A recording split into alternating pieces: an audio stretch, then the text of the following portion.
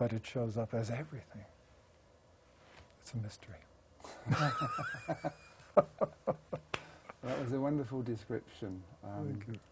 I want to also try and keep some kind of sequential part of your journey too, because I think that's also interesting for people. So I know you stayed with this teacher for about 5 years, I think, and then you moved on. And I wonder what made the decision to move on? How were you with that?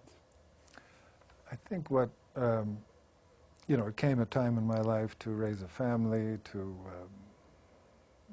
try to make a living, to explore my life in ways that I don't know what it is that drew me on, but that was enough.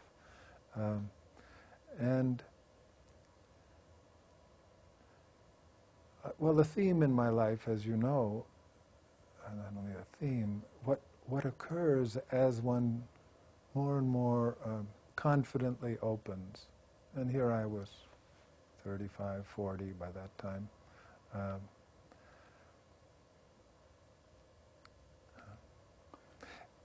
It's something about the opening of the heart. This is important for Sufis, of course. There's a heart opening. They're famous for this kind of quality. But I think it's true for, doesn't matter what you call us, Sufis or human beings. As we open into this clear moment, a quality of it is,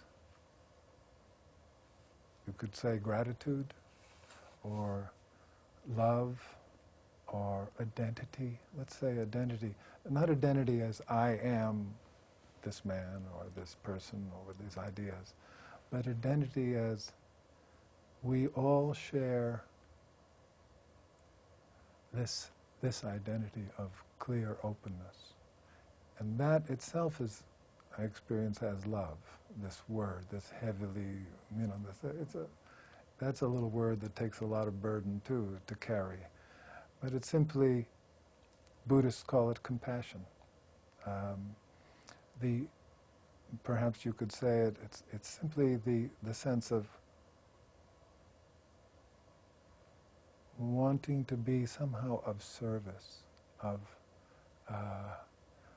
to ease, to console, to say, to be kind, to somehow, to share with others who are perhaps haven't been as fortunate, this primal sense of safety. It's okay, let's just relax. It's all right. Just rest here.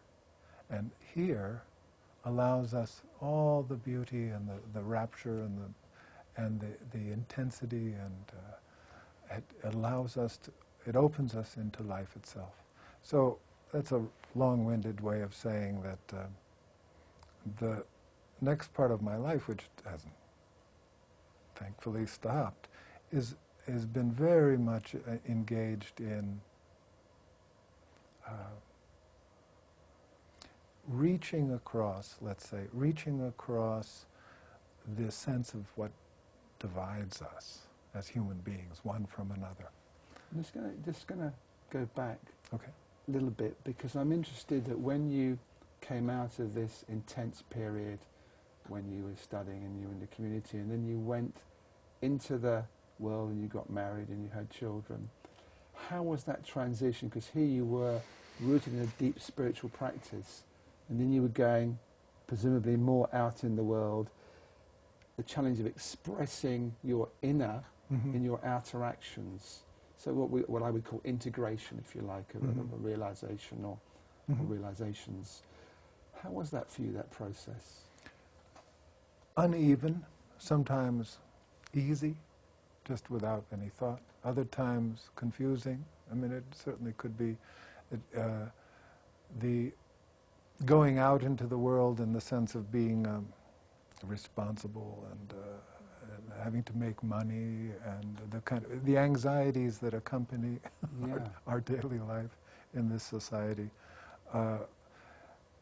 That I shared that with all of us. But something playful about life. I would say, for me, even though I had my struggles, but I'd say a playfulness, an ease, and always is sort of my ground. It's you know, if I find myself, and as I found myself getting uptight or anxious, I could, at one point or another, it would let it go.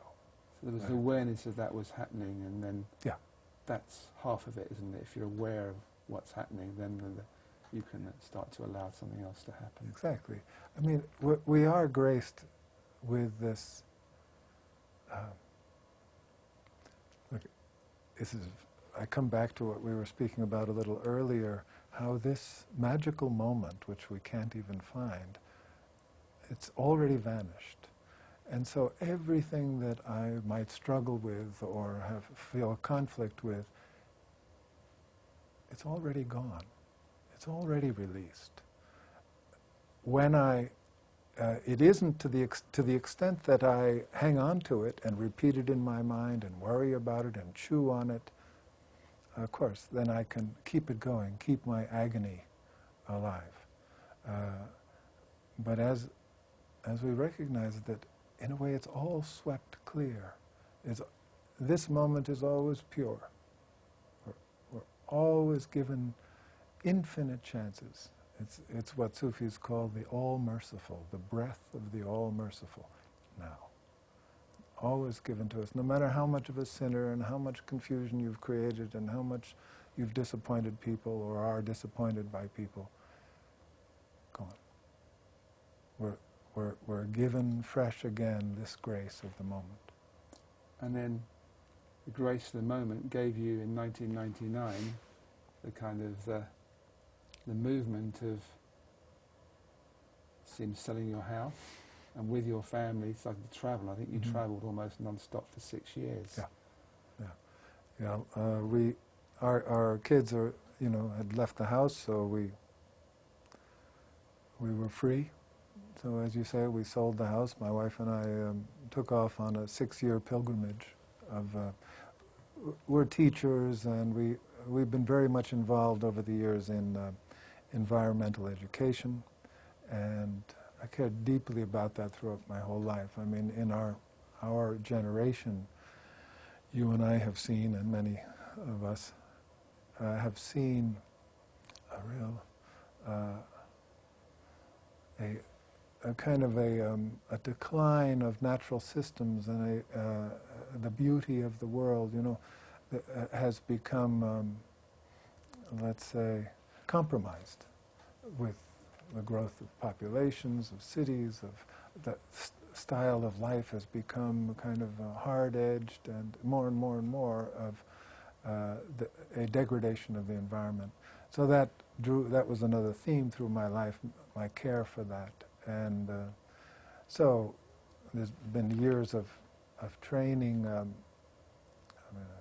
was a professor for a while of environmental education, and then my wife and I went out in the world and basically trained people for a number of years in Southeast Asia, Buddhist monks and Christian ministers and so on, in their constituencies to be how to bring environmental awareness to the fore. So you were happy to work with people from other religious traditions and backgrounds? Very much so. Because you felt there was a common ground in the environment, and also presumably you found common areas in your spiritual approaches and your and how you saw reality. Yeah.